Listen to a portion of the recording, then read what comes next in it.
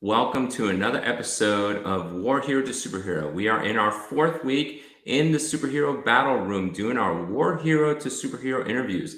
I hope you're excited. Our first guest for Monday is James McNeil. He was a veteran that transformed to an author, and he's going to share his story with us to show on how you can make that transformation from War Hero to Superhero. So I'm going to bring him up. Thank you for joining me, James. Can you hear me? Got you loud and clear. All right. So thank you for going over and joining us. And we'd love for you to go over and share your war hero story. When and where did you go in the service, when you got out, and how was that transition or transformation?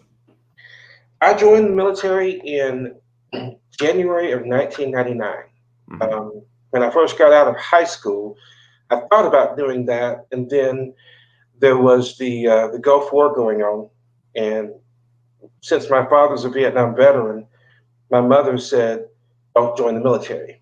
Don't whatever you do, you don't want someone else to go off to war." So I didn't, and then I went to work in a factory. Ended up working in a couple of factories, and in 1999, I joined the Army. I started as an aircraft electrician, ended up getting injured during air assault school. And for anyone that doesn't know what air assault school is, it's where they teach you how to rappel. I was injured during that and ended up ultimately being discharged in 2005. Wow. That's a long time from the injury. So the injury happened in 99 and it took 6 years to. It happened in 2000. I went to air assault school in 2000. And for a while, I thought I could actually beat it. And because I'm stubborn, it got worse. And then it got to the point, I re-injured it when I was in Iraq in 2003. I came back early to have surgery. And then in late 2004, I said, I can't do this. There's something going on. And the doctor gave me a choice. He said, we can do surgery again, or we can put you out.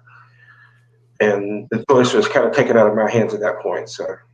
Yeah. And injuries are hard to go over and deal with. All of us, probably in one season or another have to make those decisions. I know for me, I haven't had to do surgery yet, but I mean, it's just one of those things you hear if you do surgery, it works for a bit, but then you kind of go the other way. So exactly. It's only a temporary fix. So how was it when you got out of the service in 2005? Was it a hard transition? Was it an easy transition out? It was a fast transition. The process was started in January of 2005. In January, the doctor submitted the paperwork to recommend me for a medical discharge. At the end of May, I was out.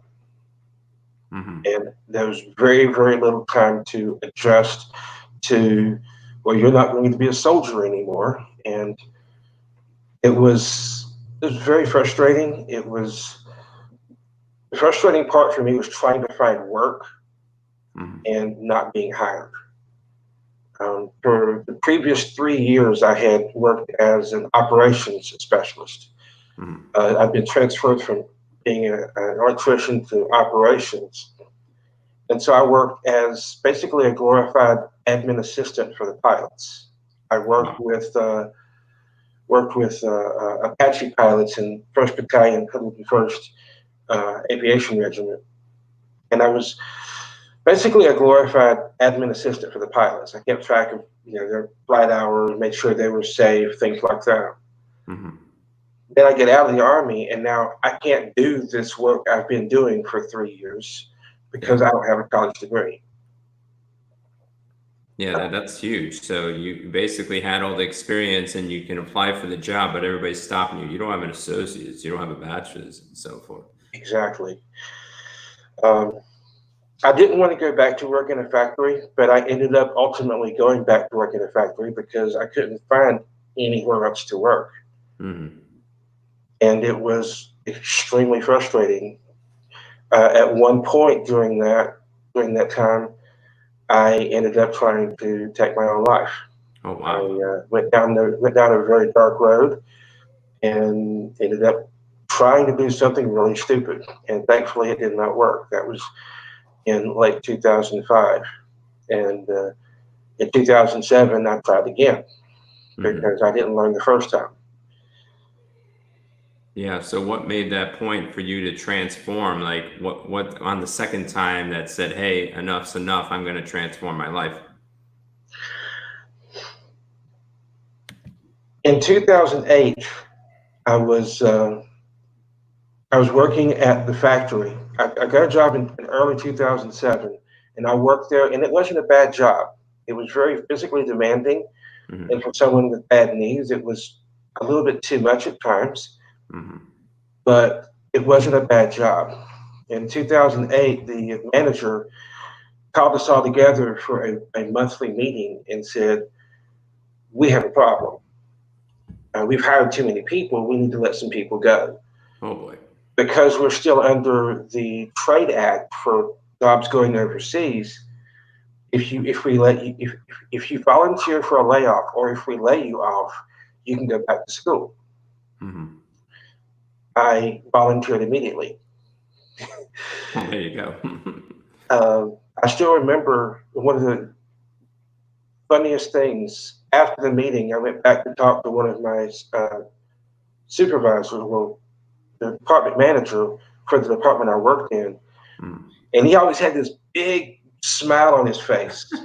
And I walked up to him and he said, "How can I help you?" James McNeil. He always said my full name. I said, "You know how the manager was talking about laying people off?" He said, "Yes. I hope we don't get hit too hard by that." I said, "I want to volunteer." Immediately, the smile was gone. Whoa. He said, "Why? You're my best worker." I said, "Well, you're not paying me like I'm your best worker." Definitely. Yeah. So I ended up going back to school and I got an associate's degree. Actually, my big turnaround point that you're asking, the big transformational moment, didn't really happen for a while because I was still trying to find work with an associate's degree in business. And these same businesses that had said, "We need an associate's degree," were now saying, "You need a bachelor's degree." Yeah. I kept trying to find work, and it just wasn't happening. And in 2017, I remember the day to this up to now. I remember the day this happened. It was September 10th, 2017. I almost tried a third time. So wow. So basically things started to go up and then things started to go down because even though you're trying to be part of the world and get the education and lift yourself up by your bootstraps are snapping literally. And everybody's like, "Hey, you need to bring this new requirement and this new requirement." And you're like, "How do I go over and take myself from surviving to thriving, even if I take the steps and getting denied?" Exactly. So in 2017, so the third time, and it sounds like there is some intervention that like either God or a person to go over and to have this be avoided because we're in the military, we know how to shoot. We know how to shoot, except for me. Don't shoot with me. I'm horrible. But anyway, most people by after 6 months to a year, especially if you're not Air Force like me, plus me, go fire. People know how to go fire. So it sounds like there was intervention each and every time in some sort of Yes. capacity. So in 2017, you tried again, and now I'm seeing you, around the world, the digital world, because we can't interact with people anymore. But seeing this transformation. So in 2017, what made the change? Why are you author now? Because that's an amazing thing. If everybody's looking down at the ticker, he's got an awesome website to go check him out. So. Well, I don't know how. Like you said, God is the only answer I can give you as to how this happened. But I found the strength to reach out to a friend of mine and said, "I need help." And so we went over the stress that I was dealing with at the time. To this day, I don't remember what it was. I just remember it was bad. Something was weighing down on me at that time. And he gave me a phrase that resonated with me. He also gave me some homework to do in the Bible, and some people may not be Bible people. Just bear with me. In the Bible, there is a passage in Ephesians 2:10, and the paraphrase is, So you are God's workmanship, made in Christ Jesus to do good things that He ordained for you to do before He even made you. So he broke that down with me, and he said, because the master of the universe, because the master of creation made you, and you're a masterpiece. You're not junk, you're not broken. And above all, and the phrase came in, above all, your story is not over yet. That has, if you see on my t-shirt, your story is not over yet, become my mantra. That is what I say so many times. Your story is not over yet. And on the book that you talked about on the front page, your story is not over yet. That is what I say so many times. There are times I still have rough moments. And I grab a shirt, I look at it, I read to myself, your story is not over yet. That intervention from that one friend is what made the difference to help me realize that I could beat this. And that's really awesome to understand your purpose and your belongingness, which is huge. A lot of veterans, because I worked in mental health for about 2.5 years, and I'm going to go answer the comments in a second. So if you're putting comments in there and you have questions for James, go put them in there. So for me, it was like purpose and belongingness. Everybody tried to figure out everything else. Hey, your marriage sucks. Hey, your finances suck. Hey, your relationships suck. If you have purpose and belonging, you're going to go over and thrive. That's what it is, because all those trials are not going to go make you. But when you lose purpose and you lose belongingness and you don't know the story and you don't know what your purpose is, boom, you're just waiting for the next thing to go over and push you over the edge. Might be a job, might be a relationship, might be finances, might be the girlfriend or boyfriend or husband or wife just going. So that's key to understand. That is to say, hey, we don't write our books. Someone else writes our books, and we get to go over and like I say, I don't want to be a director. I'd rather be the actor, because there's going to be a better story from the director than the actor trying to write the story. That's a very good way to put it. And you mentioned your purpose. John Maxwell is quoted as saying one time, there are two great days in a person's life. One is when they're born, and the other is when they find out why.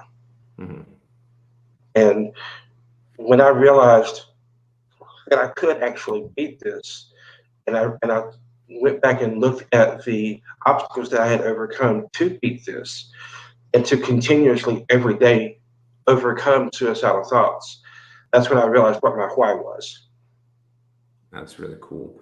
So we're going to go over the comments real quick and get back in the questions. Sarah joins. She's a regular guest, saying hello. Richard Kaufman, two of my great friends. That's awesome. Richard.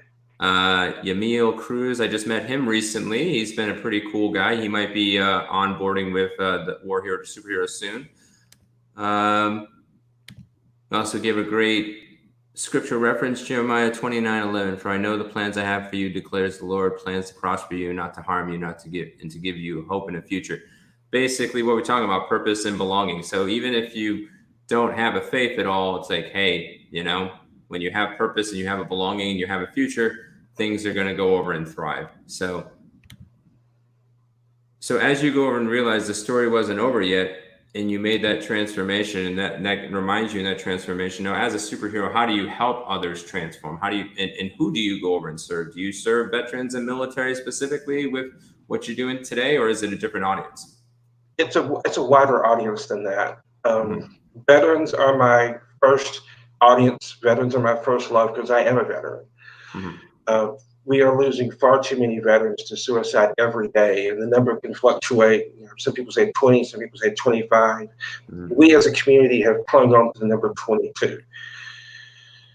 And the idea is you don't want to be one of the 22, however many it actually is.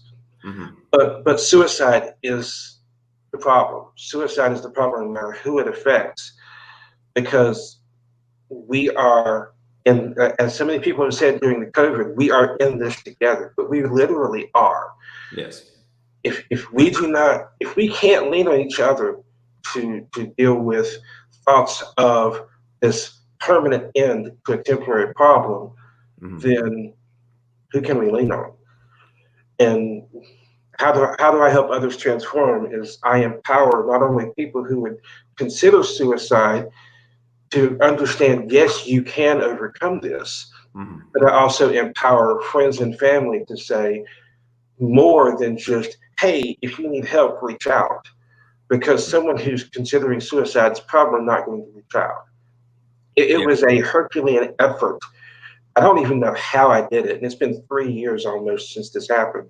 Mm. I don't know how I did it to reach out to someone. Most of the time, people don't. You need to make that effort. You need to say, okay, look, I know something's wrong. I'm not going to leave you alone until you tell me. Let's work through this together. Will it tick them off? It probably will, like it would have me. But you've got to make that first step, because someone who is overwhelmed with society, overwhelmed with issues, overwhelmed with stress will do that. No, that makes sense that we can get overwhelmed and we the people that are not overwhelmed need to go over and to reach out. Might have lost some connection. Oh, I I think we're got you good. back. Yeah. But yeah, you're right. When we are not overwhelmed. If you're not dealing with suicidal thoughts, what I do is I help you to understand how you can reach out to someone who is. And again, you don't wait for them to say, I need help. Offer the help up front, because, in other words, if you don't, who's going to? And if no one does, then someone could be lost that you could have helped bring back. Yeah, that's huge. That's huge. Let's go over the comments one more time before we finalize this interview. Sarah's saying I can relate to a lot of the same challenges transitioning out of the military. And that's what War Hero, the Superhero is about, is to help you thrive in from there, from the bedroom to the boardroom. And that's why we share these interviews, Sarah. So, and if you yourself, or if you have anybody else that's available, we do have Tuesday open for an interview. We just had a slot that went over and open. So anybody that's going and watching this live or in the replay, Tuesday is available for an interview. So get back with me. But going from there, so you've gone through this. So 6 years in the military, get out of the service, you go over and you jumped into a bunch of jobs like most of us did. I remember working in a factory. I was almost homeless last year and working in 2 factories. In those moments you want to, at least me, I'm like, I'm not a factory worker either. But if you had to go over and take your 2020 self and visit back either in 2017 or 2008 or not, what superhero tactics would have you given yourself, or maybe a fellow soldier or civilian that you're working with? What would you give them for superhero tactics for them to go over and to thrive? The first one I would give would have to do with teamwork, but not just what we think of when we think of teamwork. Most of the time, we think of professional sports and, oh well, getting the ball down the field or whatever the case may be. This goes beyond that. For us as veterans, when we went through basic training, we heard over and over again, you have to have a battle buddy with you. You always have to have a battle buddy with you. And when I went through basic training, the drill sergeants would literally make you do push-ups if they saw you anywhere by yourself. Mm-hmm. Outside of the barracks, of course, anywhere by yourself, you had to do push-ups. It was that serious. They said, when you get into a combat situation, you're going to need your battle buddy with you to help you come back alive. But when we get out of the military, and I know I did this, when we get out of the military, I'm done with that stuff. I'm not even messing with that anymore. Mm-hmm. But that's the biggest mistake that I ever made, was thinking that I could do this by myself. So the first superhero tactic would be, remember, you're part of a team. You need to have that understanding. You need to have that knowledge that you need your brothers and sisters in arms to bring you back from the brink. You can't do this by yourself. And if you're listening to this and you're thinking that you're the one lone exception to this, no, you are not. You Definitely not. can't do this by yourself. In the book, I wrote one in the chapter on imposter syndrome, that it is not a weakness to admit that you need help, and it is not a strength to cover it up. Be human, accept help. That's number one. Is you can't do this by yourself. You need people to support you. Definitely. Number two, Some of these people that you need to support you have different views than you. Definitely. That's okay. That is perfectly fine. I had a pastor tell me one time, if we want to be great as a nation, if we want to be great as a people, we need to have diversity. Diversity of opinions, diversity of backgrounds, diversity of people. We need to have people around us that are different than we are. Because that diversity, that there's different opinions, the different way of talking, the different way of anything will help you when you're in an echo chamber, you're not growing. If you're in an echo chamber, you're around people that just think like you do. When you're in a bad place, you don't want to be around people that think like you do. No, definitely not. People that are different, people that have a different perspective are going to be the ones that pull you out. Don't push them away because they think differently than you do. And yet now what do we see? You scroll down Facebook. If you support whatever, yeah, I'll say pineapple on pizza because it's really ridiculous. If you support pineapple on pizza, unfriend me. What? Okay, or whatever. If you support cream in your coffee, oh, I'm sorry. But I mean, there's ridiculous things. If you support whatever, if you don't support this, unfriend me. I've got a lot of people on my friends list that have a lot of variety of views, political, social, religious views that are very different than mine. And I can support these people, and I know they support me. And that's part of what's helped me to overcome this is the fact that I've accepted that help from people that are different than me. Because we're not all that similar. If we were to go down a list of things that we believe, I guarantee you sooner or later we're going to disagree. Can I still be your friend? I hope so. Because I'd rather listen to your personal views. I'd rather listen to us disagree than your eulogy any day. Definitely. And then the last one actually comes from a comedian. There's a comedian named Mike Williams. Okay. And he says two things. And these are both in one. Number one, life is too short not to laugh. No, before you know it, life is over, and you've been serious all this time, and you haven't enjoyed it. Life is too short not to laugh. And number two, life is too long not to laugh. Yeah. Because God knows some weeks have 2 Mondays or 7 Mondays. 2020 has been filled with Mondays. Life is Snickers really bad for 2020 and a Red Bull. It's not 2020. You are not yourself when you're hungry. But life is too short not to laugh, and life is too long not to laugh. And that's why in the book I even posted a few horrible dad jokes. You're welcome. But learn to laugh. Laugh at yourself. If you do something stupid, laugh at it. I'm an idiot. Whatever. Yep. Don't do it yourself, number one. Number two, surround yourself by people that are different than you, that think different than you, that talk different than you. You will find an amazing strength in this diversity. And number three, life is too short and life is too long not to laugh. Let yourself laugh a little bit. It's perfectly fine to do. That's awesome. Let's check the comments real quick. All right. Looks like great work, brother. Remember our victors. Yes, sir. Our service doesn't end on ESA. I'm not familiar with that acronym, so you'll have to get back to me on that one.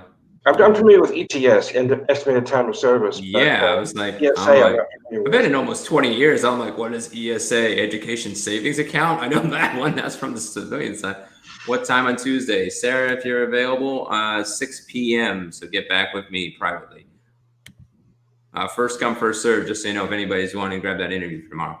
We are giving a calling, and the trials we go through prepare us to impact our communities long after we hang up our uniforms. I would totally agree on that one because our next mission is that transformation from war hero to superhero, and we hope to go be empowering of that. Yes, sir. So, James, I want you to tell us a little bit about your author website because I don't even have an author website. So how did you go over and ascertain this? I made it myself, actually. I did it through Wix, but this site was one that I actually made once I was finished writing. I I keep getting confused with the camera.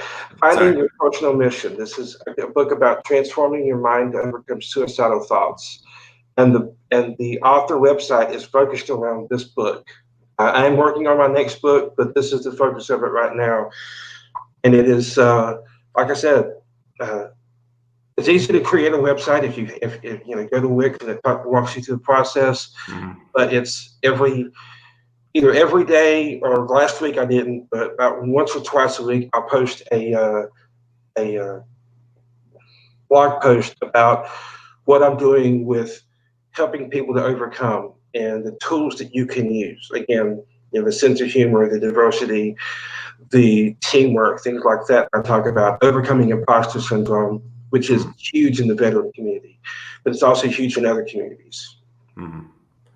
That's awesome. So, as always, we want to thank you for going up and joining us. So, James, thank you for your time. If you want James to go over and be that War Hero to Superhero Gets Elevated from the podcast in Facebook Live, and you can go to Podopolo to gamify your podcast. So if you want to go to the next level and have him go over on TV for next month is our War Hero to Superhero Elevated Television, all you have to do is give 3 seconds of time. We'd prefer you listen to all the wisdom of 26 minutes and 22 seconds and counting. But if you don't have that much time and 3 seconds you can spare, even on the John, just go over and watch for 3 seconds. It'll go give a view.